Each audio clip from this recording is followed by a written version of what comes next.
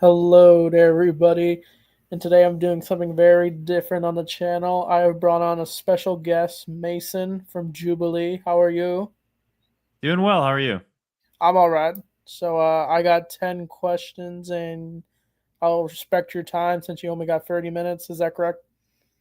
Yeah, I got a little bit of time, but I'm thanks for inviting me on. I always like to talk to new people, so I'm excited to Oh, hear what questions you have. okay. Question one. How'd you get on Jubilee? There's a lot of different ways that people get on the show. Most of them just apply through the links. They have a casting website where you can see if there's like a show that would work best for you. But I have a friend that's a producer, and that helped me get on the first show, which is called Odd One Out with them. And then after that, they invited me to go on a debate show. It was liberal teachers versus conservative parents. Hmm. And since then, it's been a mix of them inviting me for things I'd be good at, or me reaching out to the casting directors to say I want to be a part of a different debate. Oh, cool. So you just reach out basically through email? Yeah, I have the phone number of like one of the casting leads. So if there's something that piques my interest, I'll message them or they'll hit me up if they think I'd be good for a certain role. Sweet. Uh, so question two is, what got you interested in political discussions? I think that politics stems into every aspect of research and just modern life. Like without power, you don't really have culture, and culture influences power. Even like the study of the sciences, they all stem from who has control of the society. And Mhm. so for me, I think that politics, if you can answer really important questions regarding power and how society should be structured and what proper government organization looks like, you can answer a lot of questions regarding other factors of life as well. And so for me, when I heard, especially, I became pretty politically active around like 2016, so the first age of Trump. When I saw so many people defending this guy as a just leader or a good president, it really made me curious to actually learn more because just instinctually, it couldn't be further from the truth. He does not seem like a very good quality leader, and so for me, that kind of inspired me to learn more and dive deep into research. That makes sense. It's like whenever I hear claims made by right wingers, I just try to find answers in debunking, if you know what I mean. Yeah, I didn't start off super left wing. I was more libertarian when I first started getting really into politics, and Hmm. that was just like a natural instinct against government because it just seemed like there was a lot of corruption within both parties. And I still Yeah, hold a lot of those same sentiments, but I definitely have a more grounded worldview and wanting to help working class people as opposed to just thinking the government's bad because the government's bad. yeah, that's wild. It's just like I don't like to have myself be like a called a. I would get called a liberal all the time, but like I just have compassion for others, and Yeah, that's kind of totally. just how I view myself. And that's an easy way to describe your political worldview, right? Is you just want a better world for everybody. And like Yeah. whatever label people want to give you, they can give you. But as long as Hmm. you stay true to that worldview, you'll be consistent. Yeah, thank you. Uh, this one's kind of deep, but how do you feel when you met Charlie Kirk, and how do you reflect on the experience since his assassination? Um, I've talked about a lot about Charlie. I've actually been asked that question on a lot of different interviews that I've been a part of. Um, in my experience, Charlie was very nice to me. I think that's because he saw me as somebody who could articulate themselves well and wasn't like one of the college students he talks to that's just yelling in his face. Mhm. I don't hold the same feelings towards Charlie. I think that oftentimes he was a bad actor when he did his political operation, but Mhm. I don't think obviously political assassinations are something that should be encouraged or Mhm. something that should be normalized. My big conversations with people when talking about Charlie Kirk is that same disgust that you feel towards that individual being brutally murdered. I'd hope you'd feel that same disgust toward the thousands of people who are victims of political violence daily, including Yeah. Palestinian children's that are laying under rubble, including people that are being detained by ICE from their homes and churches. I really think that political violence is something that has always been happening. It's just when we pay attention to it, shows our selective bias. Yeah. I don't like Kirk, but like I don't think he deserved to die. Yeah, Like totally. I don't think any person should get shot or killed. Any violence is not okay at all. I mean, can we still like not agree with him even if he died? Yeah, of course. And that's the big point is, you don't have to celebrate his death, but also you don't have to say because someone died, that takes away what their life was like when they were here. I see. So, the fourth question is, do you still talk to anybody from Jubilee, or are you just doing your own thing? I've made a lot of friends from different episodes that I've been on. It really is like a large networking sphere. I call it the Jubilee cinematic universe, but That's there's a nice. lot of different debates, especially surrounded where you meet a lot of people who have similar interests. And there's hmm a lot of like political creators that I've gotten to become pretty close with because of these debates. Evan James is one. He does a lot of Palestinian advocacy on TikTok. Parker and Dean, those are two guys that I've done a couple videos with. And Naima's a good friend of mine. She was the one who was famous for talking about Charlie Kirk's smile. She's Yeah, gotten quite a following on TikTok. So yeah, there's a lot of people that I've come to know because of these videos, which is a cool experience. awesome. Do you still talk to the girl who said I'm speaking when Charlie Kirk? Do you still talk to her? What's funny is I just texted Marin yesterday because the White House posted a video that had a TikTok of hers. It was insane. The literal White House Twitter account posted it was in response to like the No King stuff, and they showed it just a compilation of different liberal creators who were upset when Trump won, and Marin was one of those people. So Oh I wow. texted it to her. I was like, dude, I don't know if you know, but the White House literally just posted you, and she was like, what the fuck? What kind of reality is this? But that was like a I don't really talk to Marin too much, but if I see something like that, I'll text her. Oh, nice, nice, nice, nice. I'm curious. The fifth question is? What is the worst experience you've had with Jubilee debates, if you want to say? I think the Michael Knowles debate was just bad all around. He was there in really bad faith. Not that like a lot of conservatives come in good faith, but that one especially was not pleasant. Who is he? But I think the worst thing. Sorry, what were you saying? Who is he? I think Michael I've heard of him. Knowles. So he's a Daily Wire host. He mostly does like anti-transgender commentary. That's like his big new Mhm. thing. Um, but yeah, he came on. Some of his claims were like literally genocidal. It was like transgenderism needs to be eradicated. It was pretty wild. But Mm. I think the weirdest interaction I've had on Jubilee was on my first debate, which was liberal teachers versus conservative parents. There was a woman named Marissa or Melissa. I'm blanking on her name. And she came as a conservative parent. And so we were all like, okay, she just has some concerns about what the school system looks like. Maybe she disagrees ideologically with some of the stuff that's taught in schools. Come to find out, I was notified by a different political creator that she's the CEO of PragerU, which is a conservative, like ideological media empire. They literally just make content that's supposed to be geared towards indoctrinating people on conservative values. And she's the CEO of that. So that That's was weird that crazy. Jubilee didn't mention that at all. They just said she was a conservative parent, which is like, to me, I'm like, when I'm picturing a parent, I'm thinking of just somebody who that's their, like they are just a conservative parent, just a random person, like how I was a random person. But no, they brought on the CEO of PragerU and just forgot to mention that. So How'd that you that was figure weird. out that she was a CEO? It was just another content creator who reached out to me on Twitter and was like, this girl Marissa was like claimed to be just a conservative parent, but she's literally the CEO of PragerU. There's a lot of videos of her talking with Dennis Prager Mhm. as the person who's the CEO. So it's just wild because clearly she's media trained. Clearly she's a conservative operative. Like I'd be Mhm. fine to debate her. They just should have labeled her like this is the CEO of PragerU instead of just like a random conservative parent. Yeah, it's like Jubilee tries to act like they bring on random right wingers, but they're really just bringing on like big ones. Yeah, and they bring on like big left wingers too. Like I don't want to Oh, say they that do. they're biased in that way. Yeah, I mean they brought on Sam Cedar, Mehdi Hassan, Yeah, um, and they literally made Dean Withers' career. Like that was the big video that launched yeah. his whole career now. I just But saw a video of why Jubilee's problematic, and they were saying they were bringing on big time right wingers, but like they claim the left ones are just random. So like I was wondering if yeah, it depends on the video. So like in my video with that one, liberal teachers versus conservative parents, 3 out of the 4 conservative parents were all like social media people. The reason why I brought up the CEO is because that's just skewed like in the most extreme way. She's the most professional out of them. But there were two others that had like less than 50,000 followers, but still a decent following who do this stuff every day.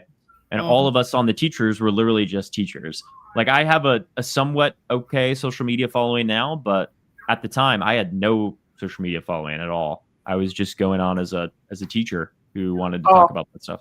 are you still a teacher? Or? I'm not anymore. No, I used to teach first grade.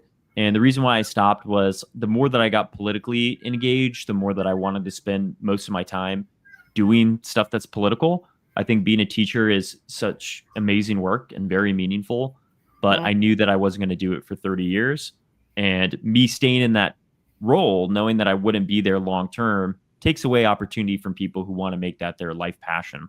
And so for me, I was like, okay, I think it's time for me to bow out of this stage of my life and I'm going to move on to something that's more politically oriented. I see. That makes sense. So the next question is, in your opinion, what makes most right wingers or chuds, as I like to call them, problematic? I think that so I always make this distinction on my streams and when I'm doing debates that I view conservative voters very differently than I view conservative pundits or politicians. The Hmm. average conservative voter is conservative because their family's conservative, their church is conservative, their friends are conservative. It's very easy to have a mentality that everybody around you believes because you don't want to be ostracized. You don't want to be the odd person out. You don't want to be the outcasts in places that you spend most of your time. So I totally understand why some people are conservative voters. My job as a communicator is to let people know that there is an alternative. There are other ideas that not only will benefit you as a worker and a working class person, but also benefit marginalized groups who are specifically being targeted and discriminated against. And that's always my goal is to open people up Hmm. to that side. But So you're more like conservative, open minded. yeah, but conservative pundits and conservative politicians, that is very different because they have built a career on ideas and values that they know is wrong. And the reason why I say that I know that they know it's wrong is because they have been exposed to the other side. So in a different way to where the conservative voter may have never heard from somebody who's left leaning and have only viewed left leaning or liberal people through the lens of conservative propaganda, of course they're going to think that liberals or leftists are terrible people. But for conservative politicians and pundits, they have to interact with these ideas every day. It's their job. So they know that all of the empirical data points otherwise. They know when they're transphobic and they're instilling hate against trans people, they know all of the data points to trans people not being a threat, both to women or society at large. They know that on average, more people are sexual offenders that are cisgender than transgender. And so all of the conservative propaganda of lying about specific groups, it all falls apart once you hear empirical data, which all of these pundits and politicians have heard before.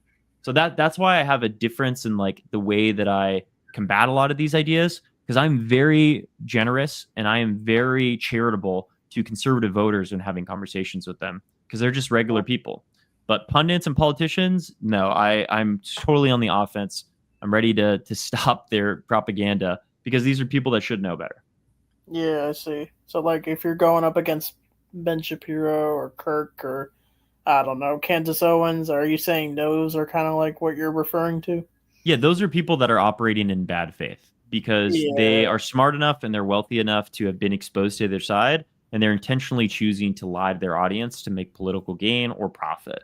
it's like Whereas if I'm talking to a Republican voter, I'm going to be super charitable because I know that this might just be this dude's echo chamber or he's been consuming all the media from these political propagandists that I'm saying are bad actors. And of course, you're going to believe that if every video that you watch every day is these insane trans people who are yelling at cis people for like accidentally misgendering them.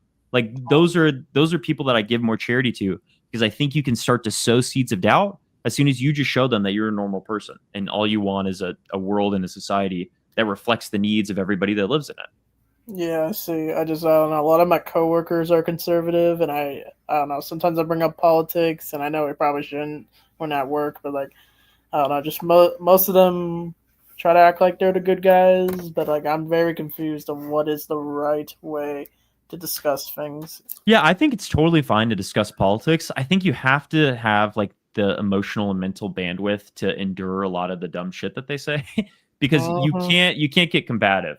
Like as soon as you get combative, and I tell people this all the time, because I'm pretty combative on a lot of these Jubilees. And people are like, oh, I love the way that you own conservatives. I want to do that with my dad, or I want to do that with my friends. And I always tell them, hey, I appreciate the compliments. This is not how you're supposed to engage in politics. This is not how to Mhm. have political conversations. Because if you Mhm. own, quote unquote, your dad or you own your friend, all you're going to do is build a wall of defensiveness, and you're going to cause them to want to go, okay, well, how do I argue my side in the best way possible? So that way I can come back to this fight later and I'll own or I'll decimate them or I'll be the winner. That never breeds to like a political bridge or further understanding. All that does is like add to the sports aspect of political debate. And I think the sports aspect is important. That's why I act like that with professional conservatives, people who do this for a living of trying to indoctrinate and change people's minds, because I'm trying to show how dumb and how silly they are. But when you're Mhm. with somebody one on one, you want to come from an empathetic perspective. You want to come from a Yeah. place of trying to build bridges and build connections as much as possible.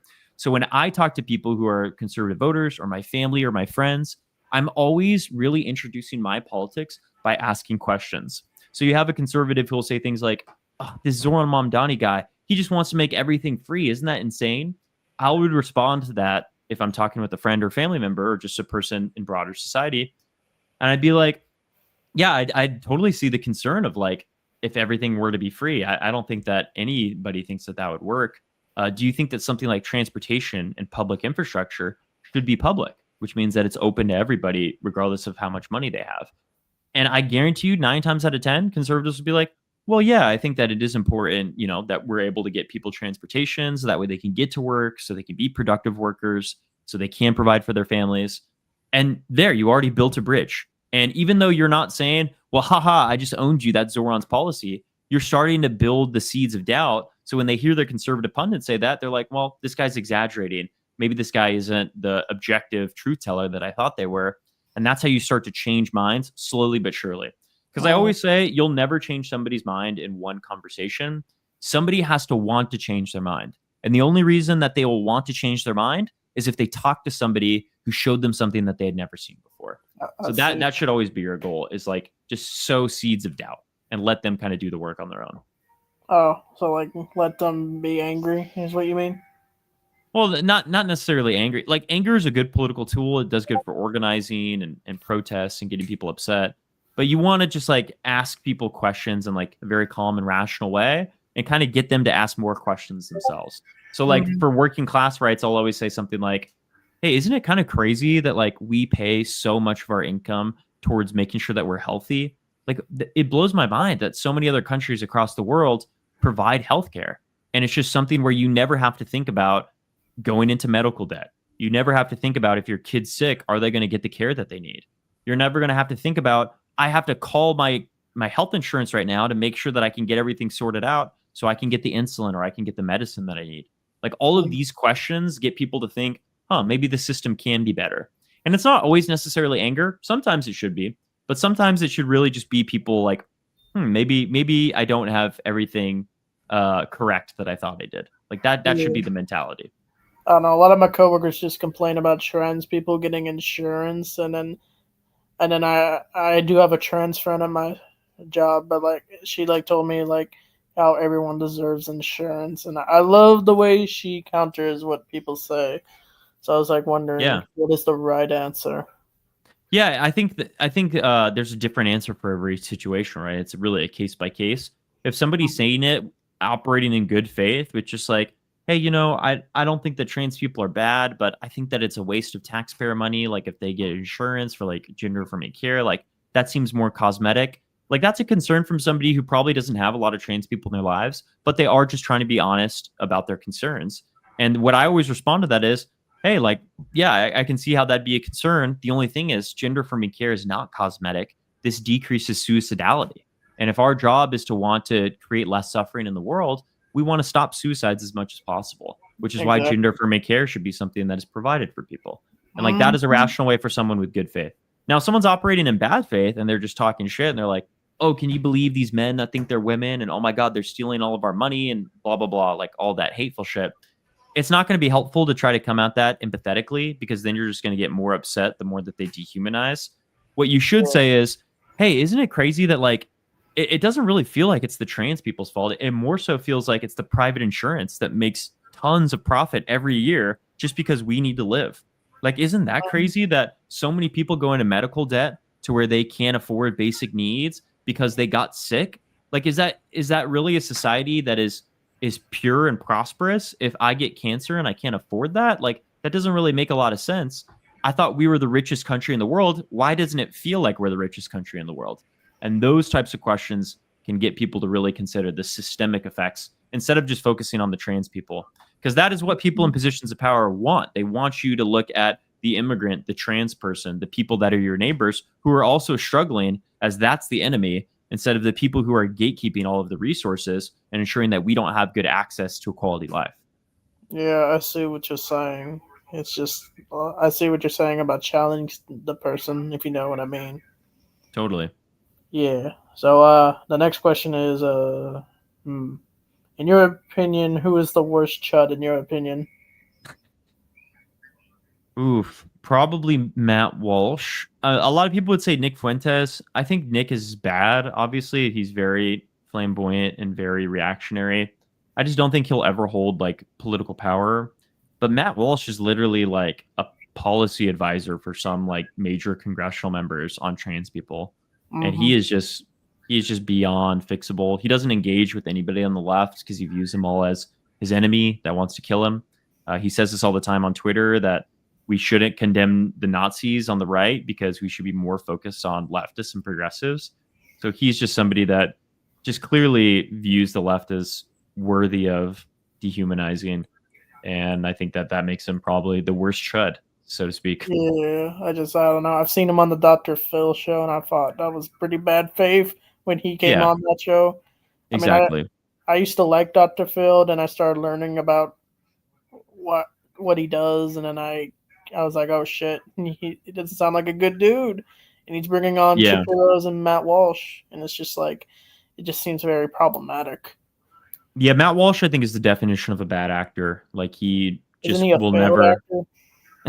Well, yeah, he's a failed actor, but bad actor in the sense of like he's not operating in good faith. Every conversation, he just wants to get what he wants to say, and there's nothing that would ever change his mind. And I think that's the Mm-hmm. definition of bad faith. Ben Shapiro, out of all the conservatives I talked to, Ben Shapiro is actually the most good faith.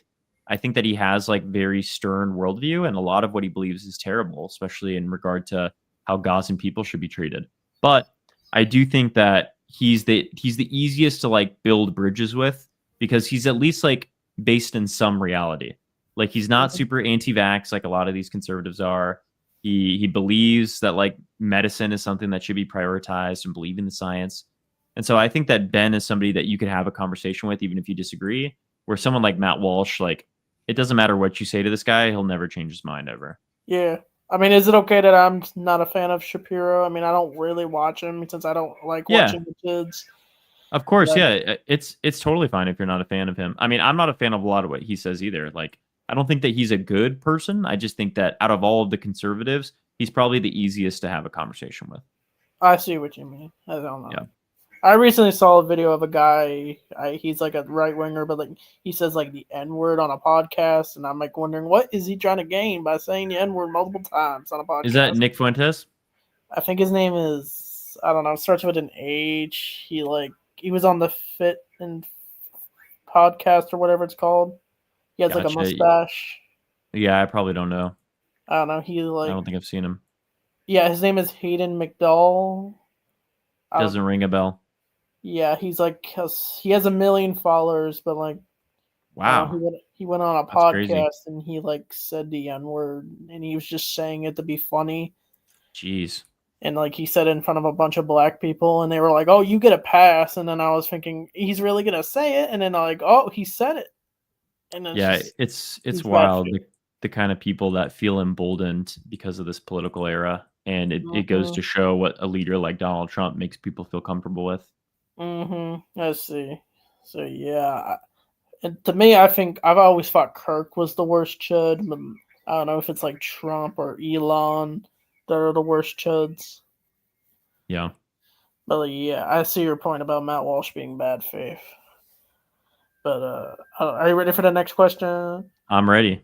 Uh, Why do right wingers like to claim that the left is the problem or anything progressive, or they claim they're the ones that are being violent and vicious?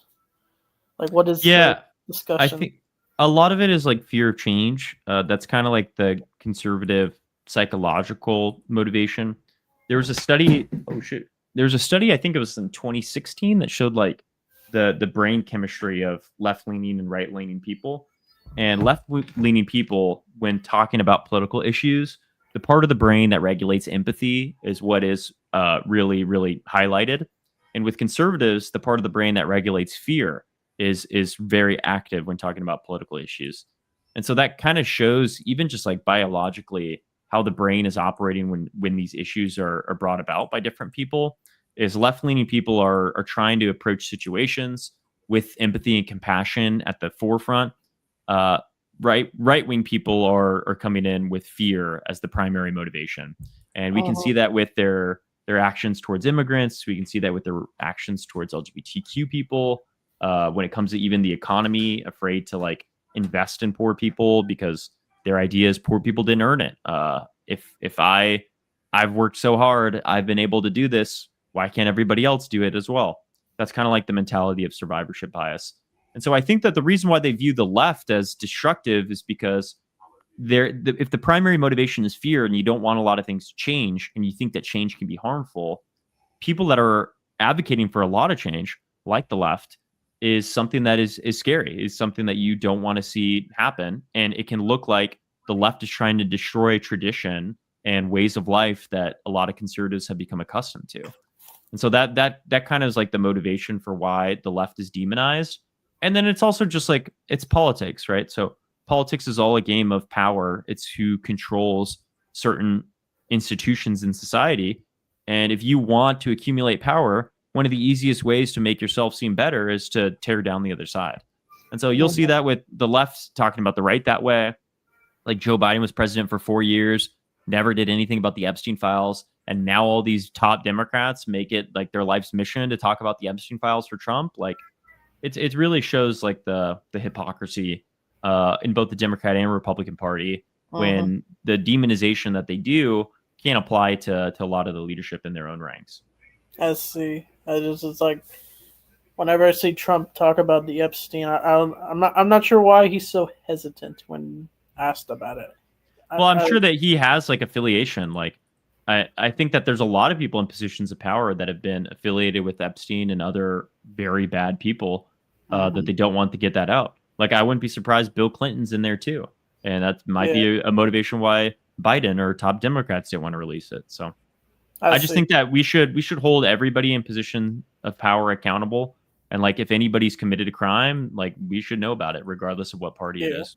I recently saw Trump like an old post of his where he said he supports Pride and LGBTQ people. I'm wondering why is he flip flopping? He one day he supports it, now he's like, oh, we need to ban trans people in sports and military.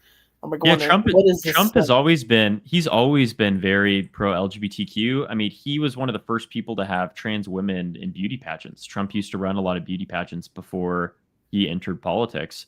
And like it's not really in his heart to be like anti LGBTQ, but he knows that his base responds very favorably towards that. His base does not want to see people that are queer continue to get prominence and media and So he power just picks whoever representation. votes for him the most. Yeah, so he will, if that's what his base is wanting, he'll say, "I'm going to deliver on that. We're going to shut down the transgender for everybody." That's like his big line right now. So he doesn't really care about LGBTQ people. No, he's willing to throw them under the bus in order to get political clout. Like that is the real take. Um, Mhm.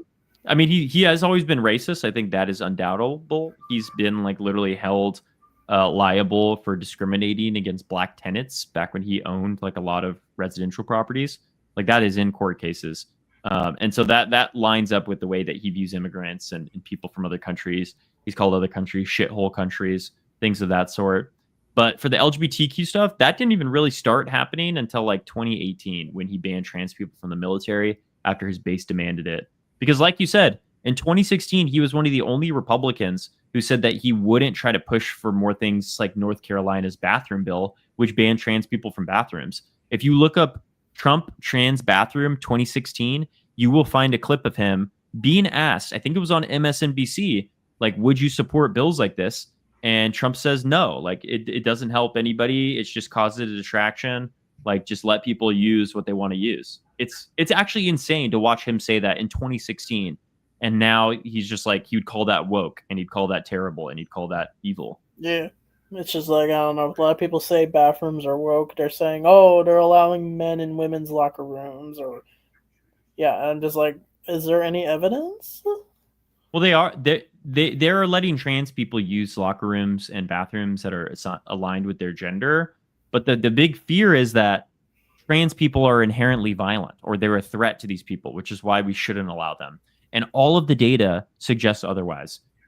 All of the data, when you look at crime statistics, when you look at violence reports, cis people are much, much more proportional to be violent actors than trans people. And so, if trans people have not proven to be this scary threat or this increased threat of violence, we shouldn't try to exclude them from society, especially when we know that affirming their gender decreases suicidality amongst all trans people.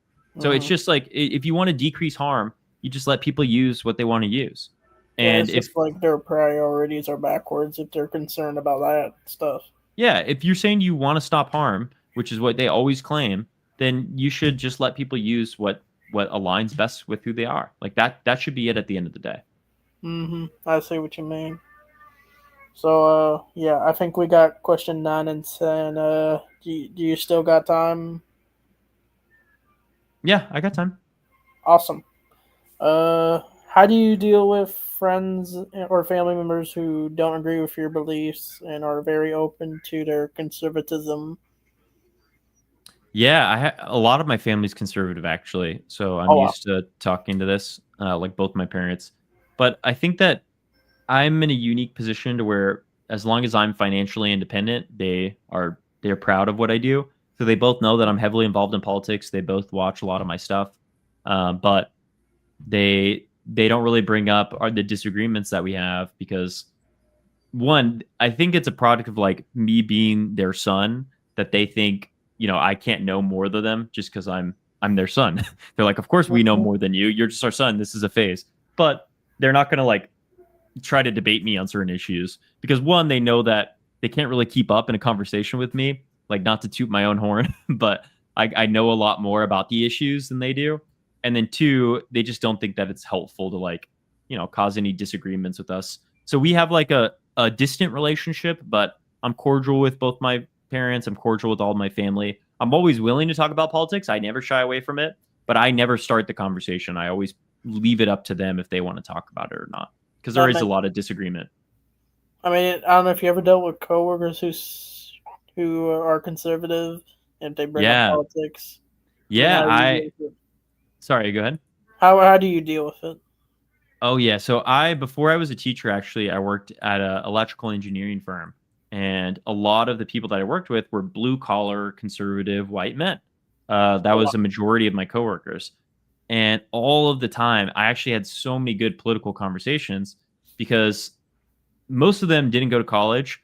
So just hearing me talk about issues, they'd be like, wow, that's really interesting. I've never heard it that way. They all knew that I was left, but everything that I always talked about was from the working class perspective, which they were. They were blue collar workers who were not unionized. And I would always say, isn't it crazy that like our supervisor never comes out in the field, but he makes like double our salary? And like, we know our supervisor, it's not like he's smarter than us. It's not like he's this incredible like worker that's working way harder than we are. If anything, we're working harder because we're out in the field in the beating sun, taking measurements of poles and making sure that all of our power infrastructure is at the safety standard. Like, we're doing a lot of more work where we're going home exhausted. He's sitting in an office all day making 2 times the amount that we are. And that, oh my God, it fired up their class consciousness. They're like, yeah, you're right. Like, because they don't, the first they'd start by saying, oh, he deserves it. He's been here longer. And I'm like, really? Does being here longer really deserve like him being the one person that's just like supervising us and getting double the salary? I said, I don't think that means that supervisors aren't needed, but like, why is he so much more prioritized and his standard of living is so much better? And he's always talking to us about how he's taking his boat out on the weekends and he has this vacation home. Like, that kind of pisses me off. Doesn't that piss you guys off? And that's when you really start to see them be like, yeah, we are working so hard.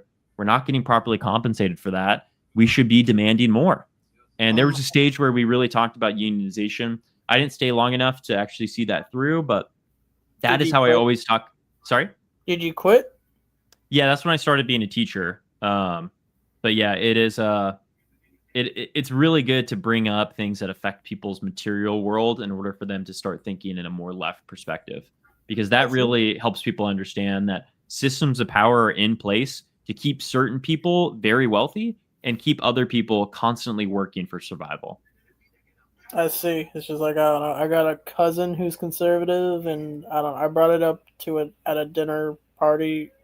I brought up politics, and I was like, "Oh, I don't want to argue with you over politics." He's like, "Oh, I try not to get too into politics," but I don't know.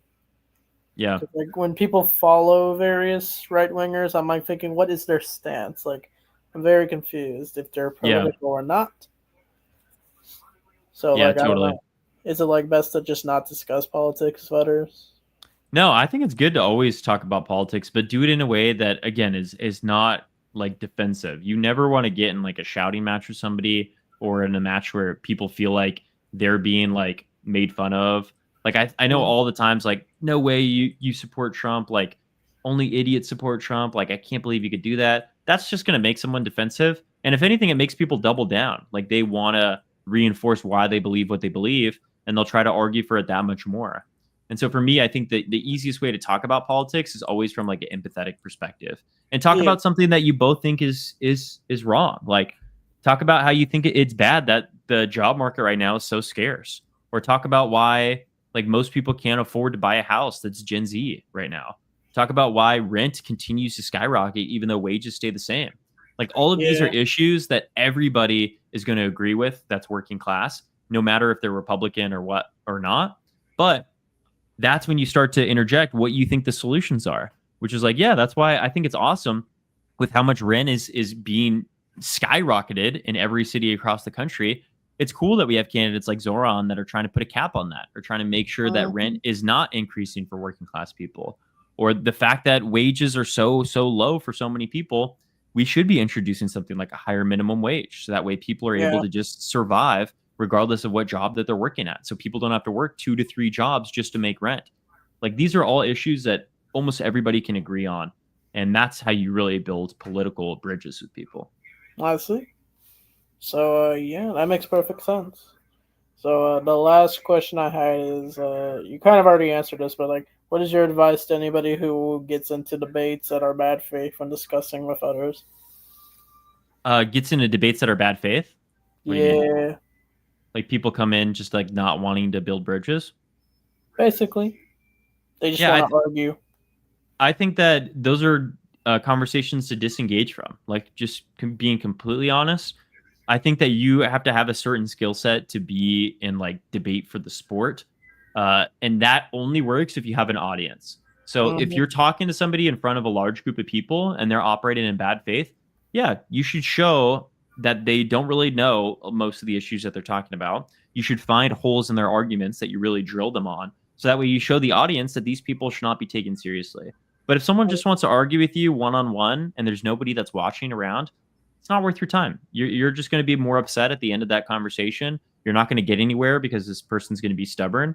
So the best thing that you can do is say, hey, it doesn't really feel like we're going anywhere in this conversation. Let's talk about something else, or I'm going to leave and disengage from that situation. That's what you should do, in my opinion. Hmm. You should only have one on one combos with people who are genuinely wanting to know your perspective and you can hash it out. Or if you have an audience, then you can engage in those types of blood sport debates. Yeah, I see. I don't know. My grandpa, he was a Trump voter before he passed away, but he was asking if I liked Trump, and I was like, I don't know how to answer that.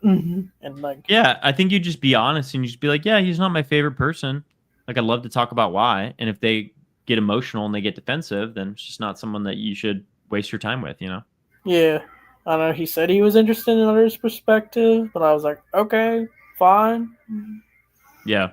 But like most of the time, I feel like most people just aren't interested in hearing my perspective. I feel like I just don't like it when people try to dominate the conversation. That's why I don't like arguing about politics with people.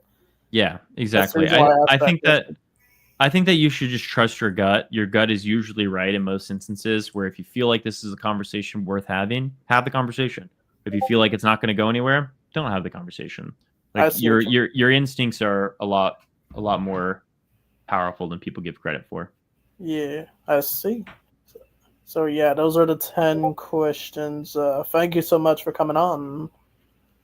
Yeah, thanks, man. I appreciate you inviting me. I always like talking with newer people, and I love seeing you in the stream. So Yeah, thanks for supporting. yeah. Do you have to leave or something? I do have to take off. Yeah, it's getting about All that right. time. Do you have anything upcoming for Jubilee, or you keeping that a secret? I do have some other Jubilee stuff, but I do a lot of my own content on One Hand Politics on all socials.